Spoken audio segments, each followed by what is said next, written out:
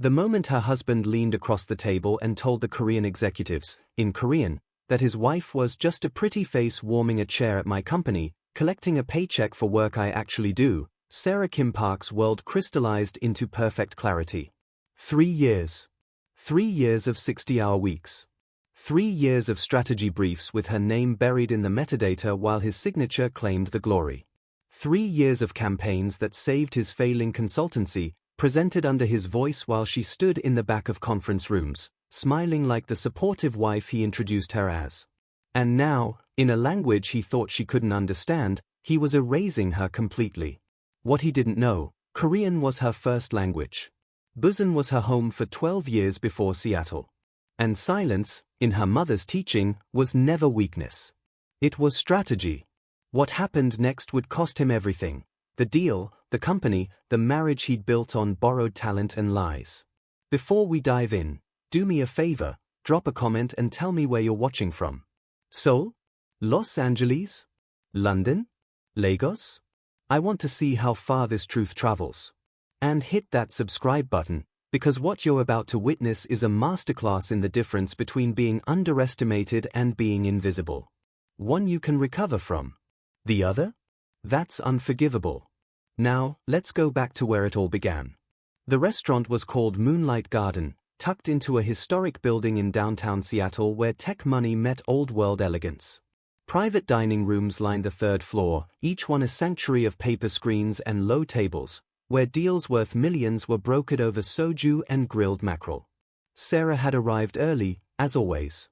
She'd learned in 3 years of marriage that David preferred her in place before guests arrived, decorative, prepared, silent. A living centerpiece that required no maintenance beyond the occasional introduction. She wore a navy silk dress that cost more than her first month's rent out of college. Pearl earrings her mother had given her. Hair pulled back in a way that said professional without threatening ambitious. The costume of corporate wifehood, perfected through repetition. The private room was beautiful. Shoji screens filtered the city lights into soft amber shadows. A low table of polished wood dominated the space, surrounded by cushioned seats. The walls held scrolls of Korean calligraphy, poems about perseverance and honor that Sarah could read as easily as English. David rushed in 15 minutes later, his tie askew, his breath smelling of the whiskey he'd downed in the car for confidence. He kissed her cheek without looking at her face. "You look good," he said, "the way you'd compliment a well-made prop. Remember, just smile and be charming. This is the big one. Hanmi Tech could change everything for us." "For us," Sarah repeated quietly, the words tasting like ash. "Yeah. This deal goes through. Park Consulting is finally legitimate. No more scraping for mid-tier clients." He checked his reflection in the darkened window, adjusting his collar with the focus of a man preparing for battle. "I've been rehearsing all week. I even learned some Korean phrases. Gonna blow their minds." Sarah said nothing. She'd heard him practicing in the bathroom, mangled pronunciation, grammar that would make a child wince. She'd stopped correcting him 2 years ago. After the 3rd time he'd snapped that he didn't need her help, he had Google Translate. "Just remember," David said, gripping her shoulders with enough force to wrinkle the silk. "They're traditional. Conservative. So play the role, okay? Supportive wife, not, you know. Don't try to talk business. I've got it handled." "Of course," Sarah said, her smile small and practiced and empty. David had always needed her to be small. In the beginning, she'd thought it was temporary, that once his company stabilized, once his confidence grew, he'd see her as an equal. But 3 years had taught her the truth. David didn't want a partner. He wanted an audience. The door slid open. A restaurant employee bowed. "Parksai? Your guests have arrived." David's face lit up with the high-wattage charm he saved for people who mattered. "Show them in." Sarah folded her hands in her lap, straightened her spine, and became furniture. They entered in order of hierarchy, as Sarah knew they would. Mr. Cho Jonghwan first, silver-haired, 60-something, the kind of man whose silence carried more weight than most people's speeches. Founder and CEO of Hanmi Technologies, a Seoul-based firm that had quietly become a giant in semiconductor manufacturing. Behind him, his son Daniel Cho, early 30s, Stanford MBA, raised between two worlds with the fluency that came from never having to choose. Sharp suit, sharper eyes that missed nothing. Two senior executives followed, Mr. Kang Min-it Ho and Mr. Lim Dong-jun, veterans. The kind who'd built careers on reading people faster than they could lie. David bounded forward with an enthusiasm that made Sarah's teeth clench. Mr. Cho. Welcome, welcome. It's such an honor to finally meet in person. He attempted a bow. Too deep, held too long, wobbling slightly. The Korean equivalent of a firm handshake that crushed bones, well-meaning but culturally tone-deaf. Mr. Cho returned it with precise courtesy. Thank you for the invitation, Mr. Park. Please, call me David. We're partners now, right? Or we will be soon. He laughed too loud, the sound bouncing off the Shoji screens. Sarah stood and bowed, 30 degrees, 3 seconds, eyes lowered respectfully. Perfect form, learned at her mother's knee in their small apartment in Busan, back when language and culture were as natural as breathing. This is my wife, Sarah, David said, the introduction an afterthought, like mentioning the color of the wallpaper. She's been so excited about this dinner. Mr. Cho's eyes met Sarah's for a fraction of a second. Something passed there, recognition, assessment, curiosity. His gaze lingered just long enough to see what David never bothered to look for. Then he smiled politely. Lovely to meet you, Mrs. Park. The honor is mine, Sarah said in soft, accentless English, her voice carefully stripped of anything that might draw attention. They settled around the low table, the executives moving with the practiced ease of people who'd done this 1,000 times. David sat across from Mr. Cho, positioning himself as the center of attention. Sarah took her place at the far end, where wives were expected to sit, close enough to be seen, far enough to be forgotten. David dominated the conversation immediately, launching into his prepared pitch with the subtlety of a sledgehammer. So, as I mentioned in my emails, Park Consulting has been strategically positioning ourselves in the Asian market integration space. We understand the unique challenges of Korean firms expanding into North American tech sectors. The cultural nuances, the regulatory landscapes, the market positioning, it's complex stuff, but that's where we excel. He gestured broadly, his hands cutting through the air like he was conducting an orchestra only he could hear. We're not like these other consulting firms that just throw generic Western strategies at Eastern companies and hope something sticks. We get it. We understand respect, hierarchy, long-term relationship building. That's the Korean way, right? Sarah poured tea for the executives with movements so practiced they looked choreographed. Lifted the pot with both hands, the spout angled precisely, never letting a drop spill. It was a performance of deference, and she'd perfected it. The executives listened with the patience of people who'd heard 1,000 pitches. They nodded at appropriate moments. They asked polite questions. They switched occasionally into Korean, brief exchanges that David couldn't follow but pretended he could, laughing when they smiled, nodding when they paused. Sarah understood every word. He talks a lot, Mr. Lim murmured in Korean to Mr. Kang during one of David's pauses for breath. Americans often do, Mr. Kang replied in the same language, his tone neutral. Lots of confidence. We'll see if there's substance beneath it. The wife is quiet, Mr. Lim observed. Traditional, Mr. Kang said. Or maybe just smart enough to let him hang himself. Sarah's expression didn't change. She lifted her teacup, sipped delicately, set it down with care.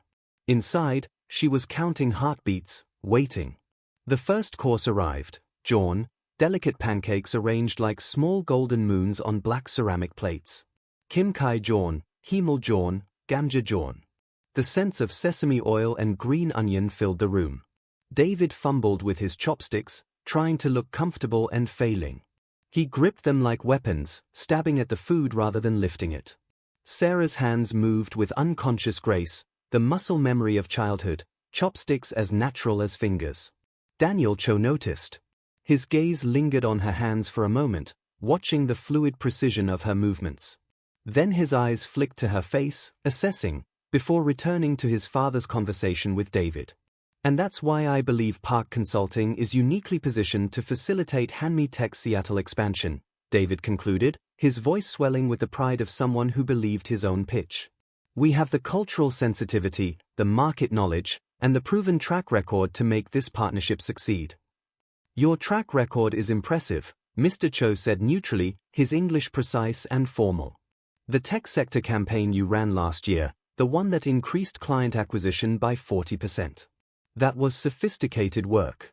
The market segmentation alone required deep industry knowledge. David's chest puffed visibly. Thank you. That was one of my best strategic initiatives. Really proud of how that turned out. Spent months analyzing the data, identifying the gaps in the market, crafting the messaging framework. It was intense, but worth it. Sarah's grip on her chopsticks tightened imperceptibly. That campaign had been hers. Every analysis. Every market segment. Every messaging angle. Every late night. She'd worked 70-hour weeks for 3 months, surviving on coffee and the belief that she was building something meaningful. David had presented it to the board with her slides and his name, accepting congratulations while she stood in the back of the room, silent. When they'd gotten home that night, flushed with his success, she'd asked him, carefully, gently, why her name wasn't on the presentation. Baby, it's our company, he'd said, kissing her forehead like she was a child asking why the sky was blue. What's yours is mine, right? That's marriage. We're a team. Besides, clients feel more confident dealing with the CEO directly. It's just optics. She'd let it go. Because that's what she did. She let things go. But tonight, watching him accept praise for her work in front of the people who could change their lives, something small and cold settled into her chest and took root. The wine flowed. David's third glass. The executives barely touched theirs, she noticed. In Korean business culture, getting drunk before your partners did was a sign of disrespect. But David didn't know that. David didn't know a lot of things. You know, David said, his words starting to blur at the edges, loosened by alcohol and ego, I have to give myself credit. When I started Park Consulting 5 years ago, everyone said I was crazy. Tech consulting in Seattle? Too much competition. But I had vision. I had drive. And I wasn't afraid to make the hard calls, to put in the work. What about your team? Daniel asked mildly, his tone conversational. Surely you didn't build the company alone. Oh, I have people. Good people, reliable people. But strategy? Vision? The big picture thinking that drives everything. David tapped his temple, grinning. That's all up here. You can hire people to execute, to handle the details. But you can't hire someone to think like an entrepreneur. That's something you're born with. Sarah set down her chopsticks very, very carefully. The second course arrived. Bulgogi, thin slices of marinated beef on a sizzling cast iron plate. The scent of soy sauce and garlic and caramelized sugar filled the room. The server placed it in the center of the table with a bow and retreated silently. Mr. Cho picked up his chopsticks thoughtfully. Then, casually, he switched to Korean. His tone was conversational, almost friendly, the tone of someone making small talk. Your wife is very beautiful, he said in Korean, the words flowing naturally. David's face lit up. He'd understood the word beautiful. Thank you, he said in English, his chest puffing even more. I'm a lucky guy. Got myself a keeper. Mr. Cho continued in Korean, his eyes on David's face, watching. Testing. But beauty without substance is just decoration. Tell me, does she actually do anything at your company, or is she just there to make you look more successful when you bring her to events? David laughed, that same eager, desperate to please laugh that made Sarah's stomach turn. He attempted a response in his broken, mangled Korean, grammar collapsing under the weight of his ignorance. She, work, small things. I, big work. Strategy work. Mr. Lim inhaled sharply, a sound like air through a cut. Mr. Kang's expression went carefully blank, the kind of blank that spoke volumes. Daniel Cho's jaw tightened almost imperceptibly, a muscle jumping beneath his skin. But Mr. Cho wasn't finished. He pressed further, still in Korean, his tone remaining almost gentle, like a doctor probing a wound. So she's basically just warming a chair? Collecting a paycheck for work you actually do? That must be frustrating, paying someone who doesn't contribute.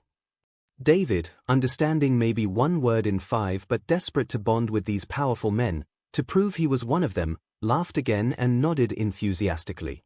In his terrible, butchered Korean, he said, "Yes, yes. She, pretty, but a thinking one. Smart one." He tapped his head again, grinning like he'd just told the world's best joke. "She makes me look good at events. Important for business. That's her job, really." The words hung in the air like smoke from her extinguished candle, visible, toxic, impossible to take back. Sarah's breathing didn't change. Her expression didn't shift. Her hands remained folded in her lap, the picture of wifely composure. But her chopsticks had come to rest on the ceramic holder with a precision that could cut glass. She had understood every single word. Every single word. 3 years of work. 3 years of sacrifice. 3 years of making herself smaller so he could feel bigger. Reduced to a punchline in broken Korean, delivered with a smile. Mr. Cho's eyes found hers across the table. There was something in his gaze now, not pity, but recognition. Understanding. He'd been testing David, and David had failed spectacularly. But more importantly, Mr. Cho was now watching Sarah, waiting to see what she would do with this moment. The room had gone quiet. Even the sizzle of the bulgogi seemed muted. The servers had retreated. The only sound was breathing and the distant murmur of the restaurant beyond the shoji screens. Sarah reached for her water glass. Her hand was steady. Years of practice keeping her emotions locked away made her movements fluid, controlled. She took a small sip, letting the cold water settle her racing heart. Set the glass down with care. When she spoke, her voice was quiet, clear. And her Korean was flawless, not textbook perfect, but native perfect. Busan dialect threading through soul formality like a silk ribbon through steel, the kind of fluency that only came from growing up with a language in your bones. "Forgive me, Cho Sejangnim," she said, the honorific rolling off her tongue with natural ease, her tone respectful but firm. "But I need to correct a misunderstanding." The table went absolutely still. David's smile froze on his face like a photograph. "Sarah? What are you?" She continued in Korean, her eyes on Mr. Cho, her posture straight and proud. "I'm not warming a chair at Park Consulting. I'm the senior marketing strategist. The 40% growth campaign my husband just took credit for? I designed every component. The market segmentation, the competitive analysis, the messaging strategy, the execution timeline, the KPI tracking system, all of it was mine." Mr. Cho's eyebrows rose slowly. Daniel leaned forward, his attention absolute, every muscle engaged. Mr. Kang and Mr. Lim exchanged glances that spoke volumes. Sarah's voice remained steady, each word precisely placed. "The Seattle tech sector positioning that landed 3 Fortune 500 clients last quarter? Mine. The digital transformation strategy that increased our online presence by 300%? Mine. The rebrand that saved the company after we lost the Chang medical account and our revenue dropped by 40%? Also mine. I worked 90-hour weeks for 2 months to salvage that disaster." She paused, letting the words sink in like stones into deep water. "I'm not support staff, Cho Sejangnim. I'm the reason Park Consulting still exists.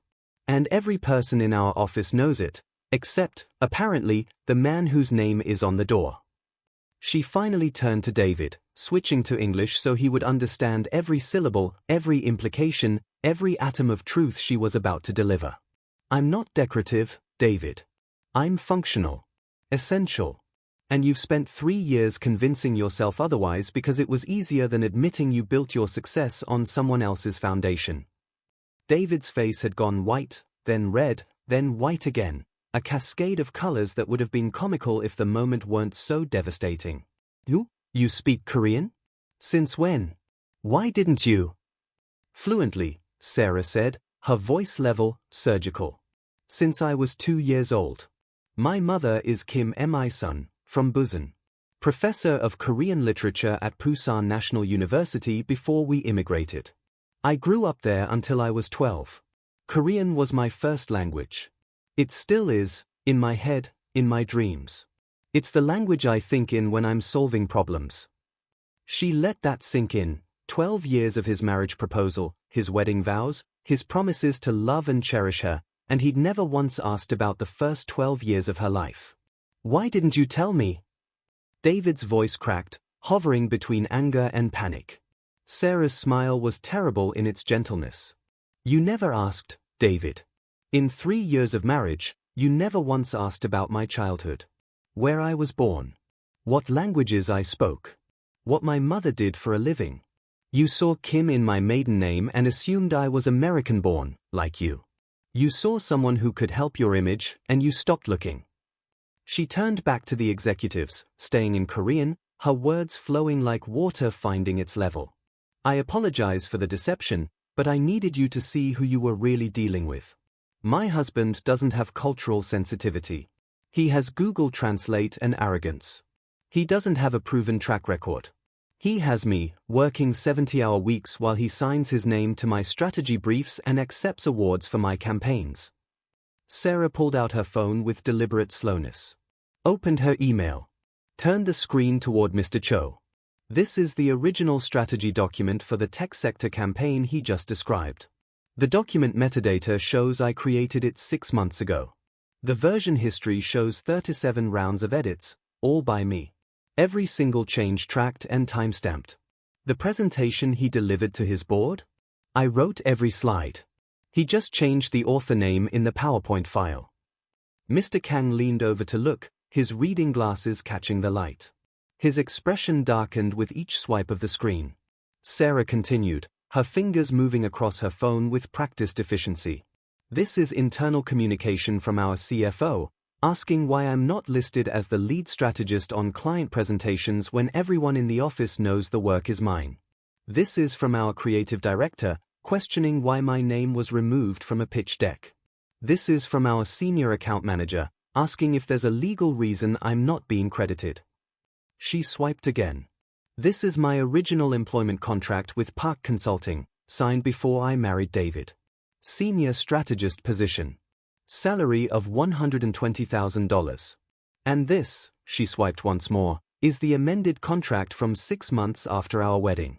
Same position, same responsibilities, but my salary was cut to $65,000 because, and I quote, we don't need 2 big incomes in one household. The words landed like physical blows. I stayed because I loved him, Sarah said, her voice finally carrying the weight of 3 years of swallowed pain.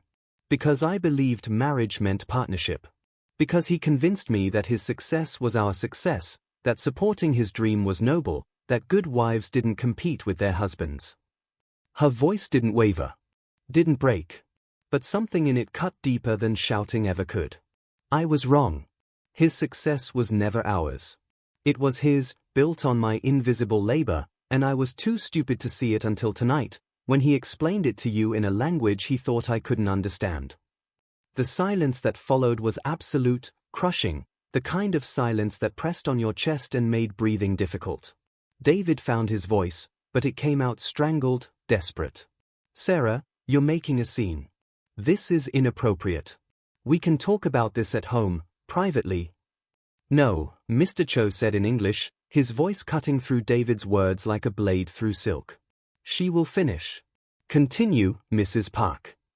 But Sarah was already standing. The movement was graceful, controlled, the product of years of practicing composure even when her world was collapsing. I don't need to finish, Cho Sejangnim. You've seen enough. She looked at David, really looked at him, perhaps for the first time in 3 years. Tonight, in a language you thought I couldn't understand, you told these executives that I'm decorative. Useless. A pretty face taking up space in your company. You erased 3 years of my work in 3 sentences. I didn't mean, David started. Yes, you did, Sarah interrupted, and for the first time, her voice held an edge. You meant every word. Because that's what you actually think of me. That's what you've always thought. I was just too busy making you look good to notice. She turned to Mr. Cho and bowed, deep, formal, the kind of bow reserved for honored elders and important moments. When she straightened, her eyes were clear, dry, resolved. Mr. Cho, I apologize that you flew from Seoul to meet with someone who doesn't value honesty, partnership, or the people who build his success. You deserve better. Korea deserves better. She picked up her clutch, the small black bag that matched her dress.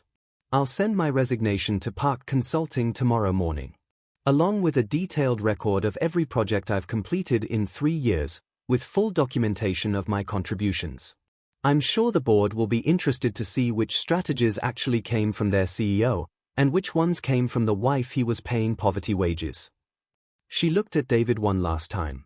Goodbye, David. I hope it was worth it. And she walked out.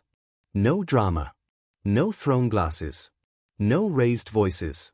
No satisfying slam of doors.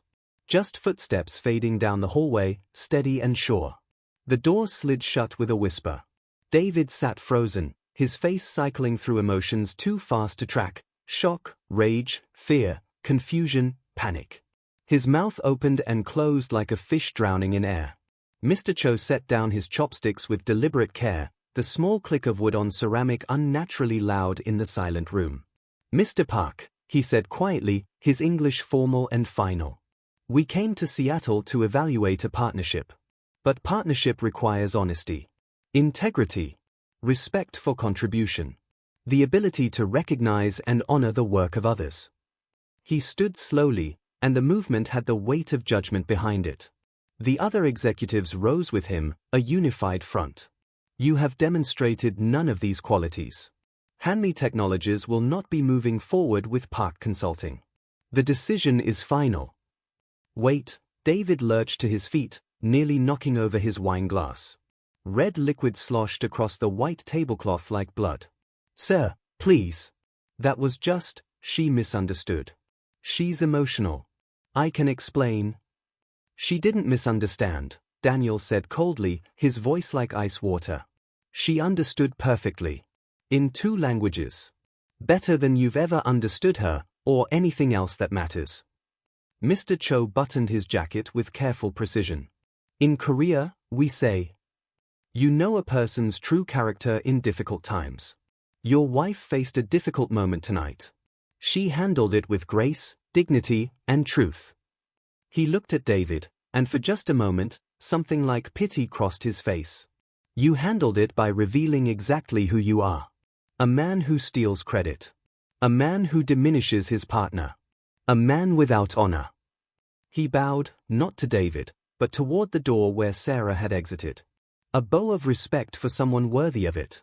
I hope she finds what she deserves, Mr. Cho said. Because it certainly isn't you. The executives filed out, leaving David alone in the private dining room.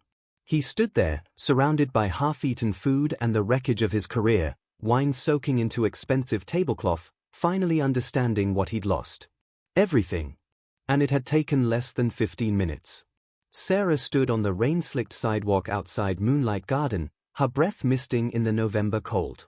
Seattle rain fell in sheets, turning the city lights into watercolor blurs of gold and blue. Her phone buzzed. An email. Sender, Daniel Cho. Subject line, a different conversation. Her hands were shaking, from cold, from adrenaline, from the surreal feeling of having finally spoken truth after 3 years of silence, but she opened it. Ms. Kim. I'll use your maiden name, if you don't mind. You deserve your own identity. What we witnessed tonight was remarkable, not because of the confrontation, but because of your restraint. You could have exposed him immediately. Instead, you let him reveal himself. You let him fail his own test. That's strategic thinking. Hanmi Technologies is expanding our Seattle operations. We need someone who understands both Korean and American business culture authentically, not performatively. Someone with proven strategic vision. Someone with integrity. I'm authorized to offer you the position of Director of International Marketing Strategy. Salary, $185,000. Full benefits. Relocation assistance if needed. Equity options. And most importantly, your name on your own work. The position is yours if you want it. No pressure. No obligation. Just an open door. You walked out of that restaurant with your dignity intact. Walk into something better. Respectfully. Daniel Cho. Sarah read it twice, 3 times, the words blurring as her eyes filled with tears she'd been holding back for 3 years. Then she looked up at the Seattle skyline, rain streaming down her face, washing away the careful makeup, the perfect composure, the practiced smile. Behind her, in that restaurant, David was probably panicking. Calling lawyers. Calling his board. Calling anyone who might help him salvage what he'd destroyed with his own words. But she wasn't behind her anymore. She was standing at a threshold, looking forward into rain and darkness and possibility. Sarah pulled out her phone and typed a reply, her thumbs moving with certainty. Mr. Cho. When can I start? Sarah Kim. She hit send. Then she called her mother. Kim Mi-sun answered on the first ring, her voice thick with sleep. Saehyun. Using her Korean name, the one David never learned, never asked about. Oma, Sarah said in Korean, and her voice finally broke. I did it. I walked away. I told the truth, and I walked away. Good, her mother said fiercely, fully awake now. Come home. I'll make tea. And tomorrow, we celebrate your new life. Tonight, we just hold space for the old one to die. Sarah hung up and raised her hand for a taxi. As she slid into the backseat, she caught her reflection in the rain-streaked window. She looked the same. Same dress. Same hair. Same face. But everything had changed. For the first time in 3 years, the woman looking back at her was someone she recognized. Someone she respected. Someone who would never, ever be invisible again. The taxi pulled away from Moonlight Garden, carrying Sarah toward her mother's house, toward sleep, toward a tomorrow that finally belonged to her. Behind her, the restaurant lights faded into the Seattle rain. And ahead, somewhere in the dark, her future was waiting. It had been there all along. She just needed permission to claim it. And tonight, she'd given herself that permission. 3 months later, Sarah Kim stood in her new office on the 15th floor of Hanmi Tech Seattle headquarters, looking out at Elliott Bay through floor-to-ceiling windows that made the sky feel close enough to touch. The nameplate on her door read, Sarah Kim, Director, International Marketing Strategy. Her name. Not hyphenated. Not borrowed. Not qualified. Just hers. She'd cut her hair short, a sharp bob that framed her face like an exclamation point. She wore a charcoal suit with a red silk blouse, the kind of outfit that said I belong here without needing to apologize for taking up space. Her phone buzzed. A message from Daniel, board meeting in 10. Your Q1 strategy presentation. They're already impressed, and you haven't even started yet. Sarah smiled and picked up her tablet. This presentation was hers. Every word, every slide, every insight, every recommendation. And her name would be on every single page, in the header, in the footer, in the opening slide, impossible to miss or erase. She walked down the hall toward the boardroom, her heels clicking with purpose on the polished floor. She passed a framed photo on the wall, the Hanmi Tech executive team at the Seattle office opening 2 months ago. She was in it. Front row, center. Her own space. Her own presence. Not decoration. Not background. Not someone's wife. Just Sarah Kim, doing work that mattered, in a place that valued it. She'd heard through mutual contacts that Park Consulting had dissolved 6 weeks ago. David had tried to salvage it, but without her work propping up his reputation, the company collapsed like a house of cards in wind. Clients left. Employees quit. The board had apparently held an emergency meeting where they discovered just how much of the company's success had been built on work he couldn't replicate. He tried to call her 4 to 7 times in the first month. She'd blocked him after the 10th. The divorce had been finalized 3 weeks ago. Quick, clean, simple. He tried to claim she owed him for career opportunities he'd provided. Her lawyer had laughed, actually laughed, and presented 3 years of documented evidence showing the opposite. The judge had awarded her half of everything, plus back pay for the salary differential, plus damages for what the lawyer called systematic suppression of professional credit. The settlement had been substantial. Sarah walked into the boardroom. 8 executives looked up, 4 from Seoul, 4 from Seattle. They stood when she entered, a sign of respect that still felt new and strange and wonderful. Ms. Kim, Mr. Cho said warmly, genuine pleasure in his voice. Please. Show us what you've prepared. Sarah smiled, connected her tablet to the screen, and began to speak, in Korean, in English, switching fluidly between them, in the language of strategy and vision and work that was finally, undeniably, completely hers. No one interrupted her. No one spoke over her. No one took credit. No one made her small. When she finished, the room was silent for 3 heartbeats. Then Mr. Cho started clapping. The others joined in. Brilliant, Daniel said, shaking his head in appreciation.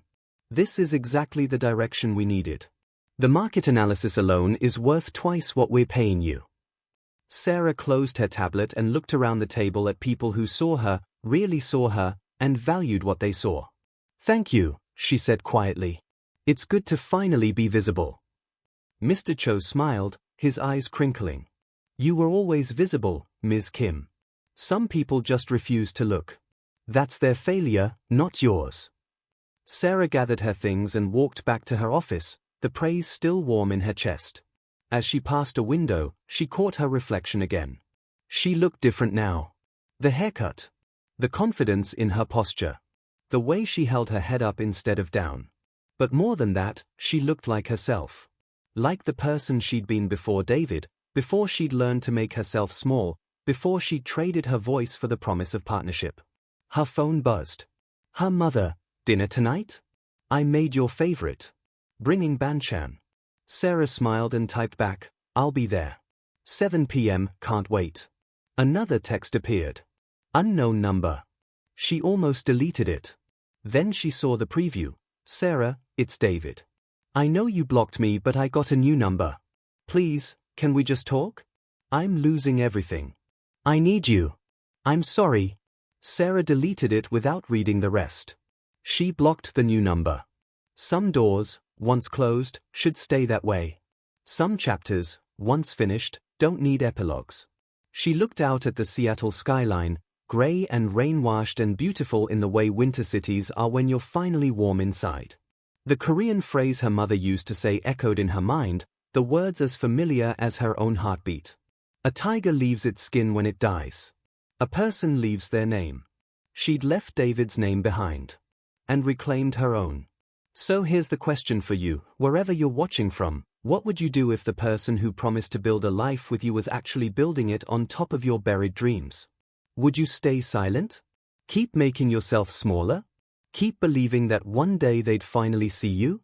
Or would you walk away, even if it meant losing everything you thought you wanted, to find the thing you actually needed, yourself? Sarah Kim walked into that restaurant as someone's wife, someone's support system, someone's invisible labor. She walked out as herself. The cost was high. A marriage. A shared life. The comfortable illusion of partnership. But the reward was higher. Her name. Her work. Her voice. Her future. And here's the truth that took her 3 years to learn. You cannot make someone see you if they are committed to your invisibility. You cannot force respect from people who profit from your silence. All you can do is refuse to participate in your own erasure. All you can do is walk away. And sometimes, if you're very lucky, very brave, very ready, walking away doesn't lead to loss. It leads to liberation. Drop your thoughts in the comments below. Have you ever felt invisible in your own life? What did you do about it? And if you're still in that place, if you're still making yourself small for someone who won't see you, please hear this, you deserve better. Your work deserves credit. Your voice deserves to be heard. Your name deserves to be on the things you create. Don't wait 3 years like Sarah did. Don't wait until someone insults you in a language they think you don't understand. Start documenting now. Start building your exit now. Start remembering who you are beneath the smallness now. Because the people who underestimate you aren't your problem. They're their own problem. And you? You're your own solution. Don't forget to subscribe for more stories about the moment everything changes, the moment you realize your worth isn't up for negotiation anymore. Because at the end of the day, silence isn't always weakness. Sometimes it's strategy. And sometimes the most powerful thing you can do is stop being silent and start being seen. Sarah Kim did it. So can you.